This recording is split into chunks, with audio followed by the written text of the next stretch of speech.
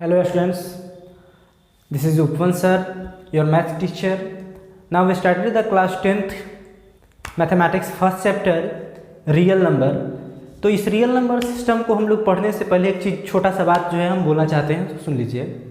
Real number system के जितने भी ब्रांचेज हैं, natural number, whole number, integer, even integer, odd integer, prime number, co prime number, twin prime number, rational, irrational, real number, सभी को हमने describe किया है।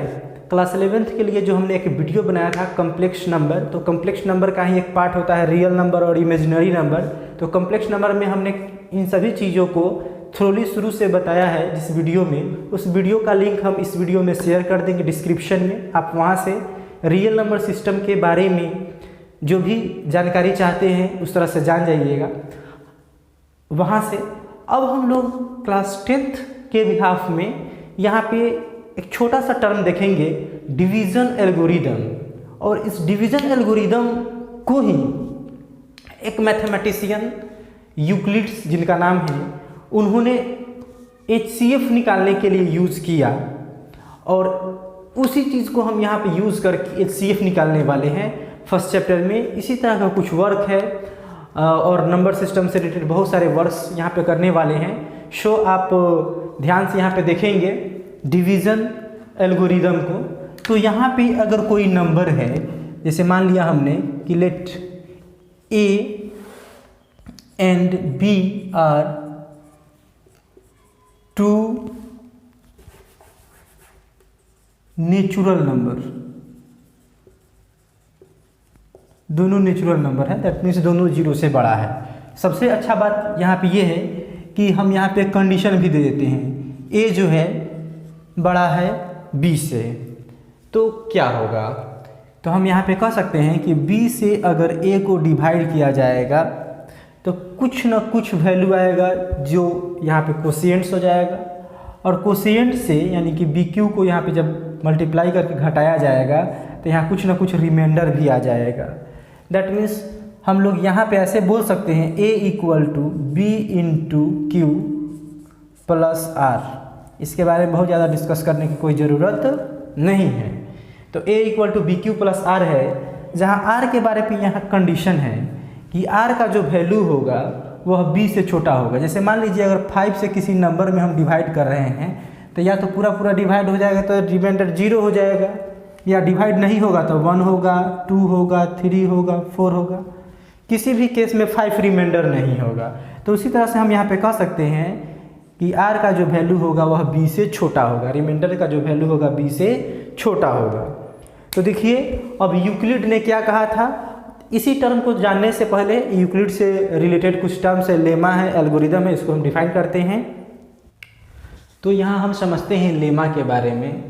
Lemma is a proven statement which is use to proof another statement, जिसका use हम करते हैं दूसरे स्टेटमेंट को प्रूफ करने के लिए। तो यहाँ पे यूक्लिड डिवीजन लेमा क्या है, तो यूक्लिड्स ने डिवीजन से संबंधित एक लेमा बोला। तो लेमा एक प्रूवन स्टेटमेंट है, तो ये क्या बोला था इसके बारे में हम लोग डिस्कस करते हैं। बोला था कि let A and B are two positive integer, natural number, two positive integer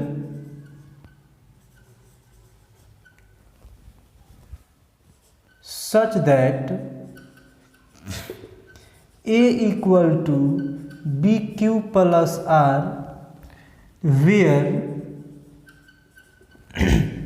अगर A कोई और B दोनों पॉजिटिव इंटीजर है तो इस प्रकार से है कि A के बदले में हम BQ प्लस R लिख रहे हैं।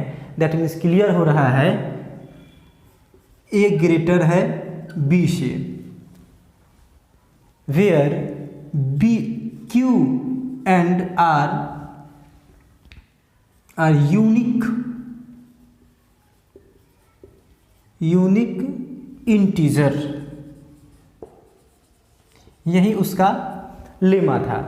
यानी कि अगर हम कहते हैं ये 13 है, इसको डिवाइड करते हैं हम 5 से, यानी कि A हो गया हमारा 13 बी हो गया हमारा 5।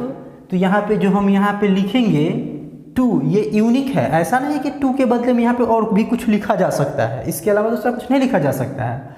और रिमाइंडर जो यहाँ पे आएगा 3, और यहाँ पे जो रिमाइंडर आने वाला है 3 के अलावा दूसरा कुछ रिमाइंडर नहीं आने वाला है, अगर इस तरह का कंडीशन है तो ये हो गया हमारा R और ये हो गया हमारा Q। तो Q एंड R जो है एक यूनिक इंटीजर है। अब इस स्टेटमेंट को तो प्रूफ करने की ज़रूरत है नहीं, तो यही स्टेटमेंट लेमा कहलाया। और इस तरह का जो स्टेटमेंट यूक्लिड के द्वारा दिया गया और डिवीजन से रिलेटेड यह स्टेटमेंट है, इसलिए इसको हम लोग बोलते हैं Euclid division lemma. Actually lemma क्या है? तो लेमा एक प्रूवन स्टेटमेंट है जिसका हम लोग यूज़ करते हैं दूसरे स्टेटमेंट को प्रूफ करने के लिए। तो हम अब बात करते हैं एल्गोरिदम के बारे में। एल्गोरिदम क्या है? तो एक्चुअली एल्गोरिदम क्या है? एक वेल डिफाइंड सीरीज है जिसको स्टेप बाय स्टेप, सीरीज का मतलब है स्टेप बाय स्टेप यूज करके हम किसी स्पेशल टाइप ऑफ प्रॉब्लम को सॉल्व करते हैं। ये हो गया एल्गोरिदम। अब एल्गोरिदम के बाद यूक्लिड डिवीजन एल्गोरिदम क्या था? तो यूक्लिड डिवीजन एल्गोरिदम जो है वह एक टेक्निक है HCF फाइंड करने का।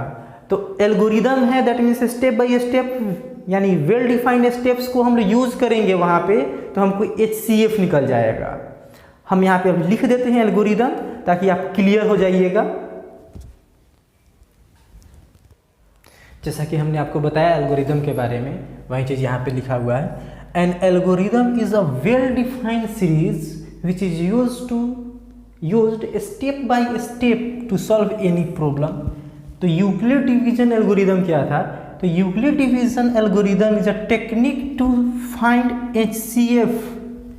डिवीजन एल्गोरिदम यूक्लिड के द्वारा जो लगाया गया वो HCF फाइंड करने के लिए लगाया गया। जैसे यहाँ पे हम अगर देखें, let A and B are two positive integer,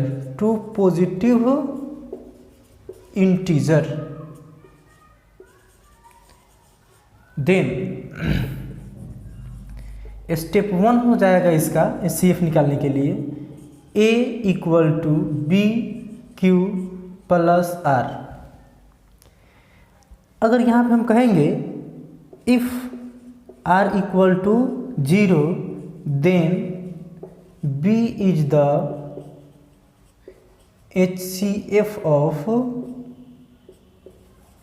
AB। A और B का HCF क्या है? तो B हो जाएगा। And if R not equal to 0, अगर यह 0 के इक्वल नहीं है तो अब दूसरा स्टेप यूज करेंगे। देन स्टेप 2 में क्या करेंगे? तो स्टेप 2 में करेंगे इस B को डिफाइन करेंगे, इस B को। अब ये R जो है इसके साथ दूसरा कोई कोशिएंट्स आ जाएगा और फिर यहाँ पे एक रिमाइंडर आ जाएगा दूसरा, तो उसको हम R1 से रिप्रेजेंट कर रहे हैं।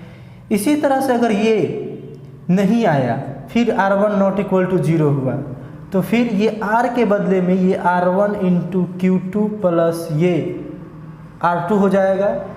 ये सो ऑन तब तक हो जाएगा व्हेन